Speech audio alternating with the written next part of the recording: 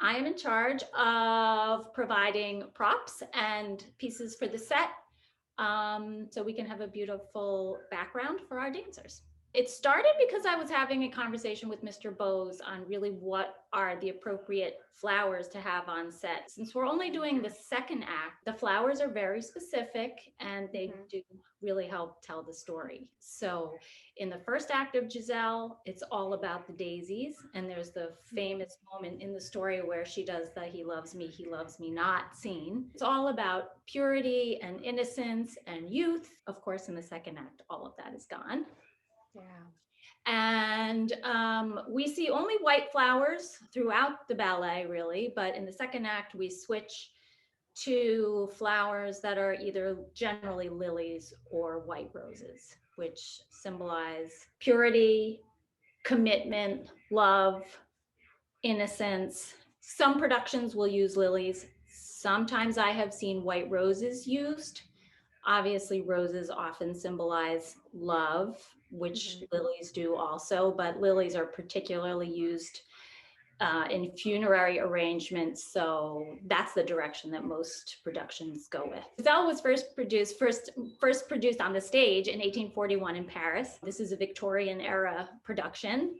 So at this time, culturally, there was something really interesting going on. There was this craze about flowers. Botany Mm. became very popular. People began to really study plants and flowers and all their medicinal properties. And throughout the 1800s, there were these dictionaries of the meaning of flowers that were produced. And in fact, they really, there was really a boom in the printing industry because of this Wow. fascination with flowers and all of these Yeah. very beautiful graphic coffee table type books being printed and people were buying them. And because in the Victorian era, especially in England and in Europe, public displays of affection were really not welcomed. People were using plants and flowers to send messages and express their feelings towards each other. And this was very popular. And people at the time would have understood the significance of a lily or a Mhm. white rose versus a pink carnation. We don't really do that Yeah. as much anymore, but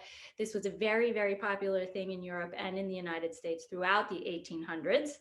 Mhm. And certainly at the time Giselle was produced, people would have understood the references of these plants. And a Yeah. lot of these plants represented a lot of these same things for thousands of years, even in pagan Right. cultures all over the world. You know, obviously the rose is very associated with love. The lily is very associated with purity in a lot of cultures. Mhm. But these books were, you know, being produced for people to have in their homes, and it became very, very popular. So it's kind of a little interesting thing to understand about the culture that people really were in their jewelry, in their fabrics, in the artwork. There was a Mhm. lot of floral representation. So for Right. me, I love ballet and flowers. Anything from this time period is just really fun and exciting to explore. Yeah. So we went with the lilies in the second act instead of a white rose. It's really a Mhm. more traditional flower for the ballet, but you could do a white rose. It's slightly different, really more associated with marriage and not as much a life transition or rebirth. So we went Mhm. with the lily. But you also see a really interesting thing in that second act, which is Myrta's scepter. And this is just a prototype for me, but the myrtle plant is really interesting. If you look into the history of it, there are four plants that are very closely associated with myrtle, sage, rosemary, and basil. Um, Mhm.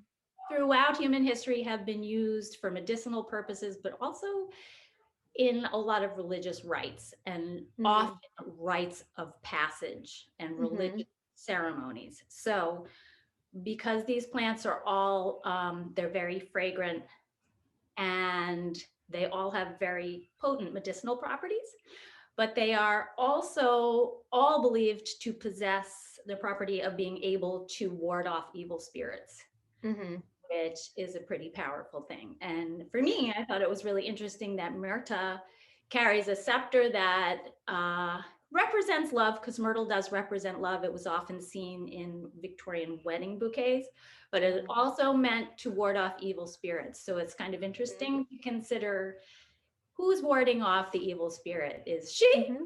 or, um, is he? So interesting. Yeah. You have to make the decision, who's the bad guy here. So Right.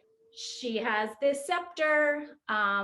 We see all these flowers. There's also, we have trees in the background. It's a beautiful wooded space. There's, Mm-hmm. acknowledgement of the power of nature and all the beauty of that. And Mm-hmm. it's a very rich, very beautiful set. When you told us about the meaning of the myrtle branch, that made me have a new perspective on what it means when her scepter breaks, too. Yeah, Right. so that's really interesting. Oh, right. What's happening there? Is it happening because this is true love, or Hmm. you have a lot to pick apart with all this symbolism, and Yeah. certainly the dynamic between, you know, Hmm. the characters. The more you dig into it, the more you learn.